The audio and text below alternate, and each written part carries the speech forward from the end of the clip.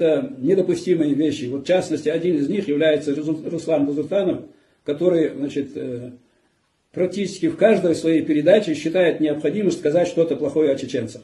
Это просто, я поражен этим человеком. Сколько его обливают грязью, ему это как удовольствие он получает, когда его оскорбляют, унижают и так далее. Значит, я дальше приведу вам ролик, где он обо мне говорит. В частности, еще один момент. Я неоднократно слышал от Бузуртанова Руслана о том, что бывший председатель оргкомитета по Чечено-Ингушетии Гаирбеков подписал какой-то документ, который он не показывает, не называет, о согласии передать пригородный район Осетии. Я считаю, что вот это заявление Бузуртанова о Гаирбекове является клеветой на человека. И я располагаю документами, что это так. Начну с некоторых документов. Вот когда стал Гаирбеков председателем оргкомитета и когда были решены вопросы судьба пригородного района, вот из следующего документа. Вот указ Президиума Верховного Совета СССР от 9 января 1957 года. В целях создания необходимых условий для национального развития чеченского и ингушского народов Президиум Верховного Совета СССР постановляет признать необходимым восстановить национальную автономию чеченского и ингушского народа. Рекомендовать Президиуму Верховного Совета РСФСР рассмотреть вопрос о восстановлении Чечено-Ингушской ССР, установить границы административно-территориальные устройства Чечено-Ингушской ССР, утвердить Организационный комитет Чечено-Ингушской АСР. Как видите, 9 января 1957 года Президиум Верховного Совета СССР рекомендует Президиуму Верховного Совета РСФСР утвердить Организационный комитет. А теперь я вас ознакомлю с документом, которым была решена судьба пригородного района.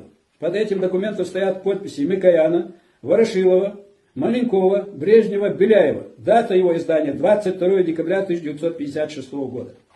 Этот документ адресован Хрущеву, первому секретарю тогда ЦК КПСС, написано здесь Президиум ЦК КПСС. Речь идет о том, где восстанавливать автономию чечено-ингушского народа. Таким образом, посовещавшись, они говорят, для краткости скажу. В общем, руководители северокавказских республик в основном сказали, что нужно восстанавливать автономию чеченцев и ингушей на тех территориях, где они проживали до выселения. И вместе с тем вывод эта комиссия сделала такой. Учитывая все эти обстоятельства, вносим следующее предложение.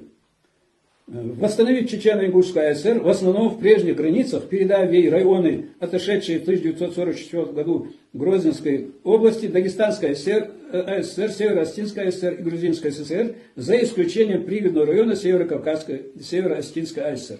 Как видите, вот в этом документе, подписанном высшими должностными лицами страны, говорится о том, что пригородный район не надо передавать. Это документ декабря 1956 года. Вот смотрим следующий документ. Указ Президиума Верховного Совета РСФСР об утверждении Организационного комитета по Чечено-Ингушской АСР.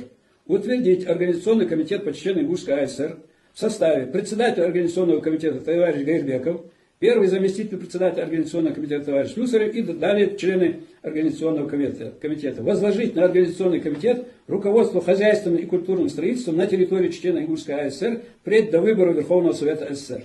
Как видите, оргкомитет и его председатель Гаирбеков назначены и утверждены только 9 января 1957 года, при том, что судьба пригородного района уже решена. Вот вам еще один документ. Это ксерокопия.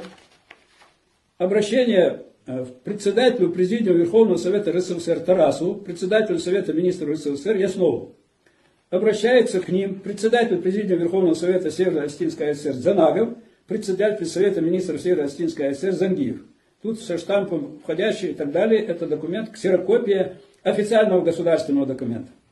Здесь сказано, указом Президиума Верховного Совета РСФСР от 7 марта 1944 года часть бывшего Гизельдонского района Северо-Осетинской АСР и часть бывшего пригородного района Чечено-Ингушской АСР были включены в состав Грузинской ССР. В текущем году Президиум Верховного Совета СССР вновь рассмотрел границы между границами СССР и Российской Федерации, указанная выше территория включена в состав СССР. И в этом документе они просят оставить за Северной Осетией в составе пригородного района Дарьяльский сельский совет. То есть Жайравский район хотят оставить в составе Осетии. Вот теперь я вам зачитаю ответ председателя оргкомитета по Чечено-Ингушской АСР Гаирбекову. Он адресован руководству Российской Федерации, председателю Президиума Верховного Совета РСФСР товарищу Тарасову. Ходатайство Северо-Осетинской АСР о передаче Дарьяльского сельсовета Гизельдонскому району Оргкомитет по Чечено-Ингушской АСР считает совершенно необоснованным и категорически возражает против удовлетворения его последующим мотивам. Чечено-Ингушская АСР и без того испытывает острый недостаток территории для размещения и устройства свыше 400 тысяч человек чеченцев и ингушей. Дарьяльский сельсовет никогда не входил в состав своей АСР.